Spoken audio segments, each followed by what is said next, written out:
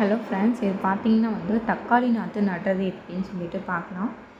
அதாவது பார்த்தீங்கன்னா, ஃபஸ்ட்டு தக்காளி நாற்றுக்கு டிராக்டரில் எல்லாமே போட்டு உழுதுட்டு அதுக்கப்புறமா இந்த மாதிரி வேலி அதாவது தனித்தனியாக ஒரு இதை நம்ம பிரித்து வச்சுக்கணும். அதுக்கப்புறம் தண்ணி பாய்ச்சணும்.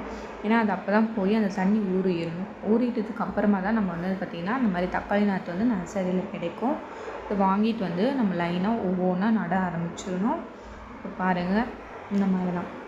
அதாவது கொஞ்சம் கொஞ்சம் கேப் விட்டு நடணும்.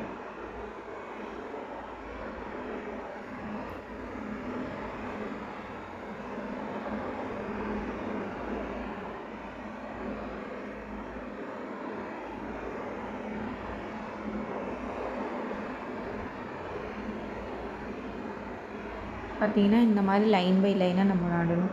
ஏன்னா அப்போ தான் தக்காளி நாற்று கொஞ்சம் பெருசாக ஆனதுக்கப்புறம் அது குச்சி கட்டி நம்ம இது பண்ணுறதுக்கு கரெக்டாக இருக்கும்.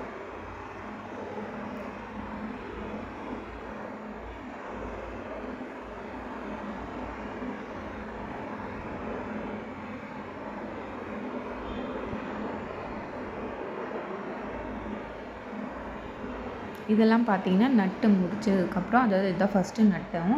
அந்த தண்ணி எல்லாமே கீழே இறங்கிடுச்சு.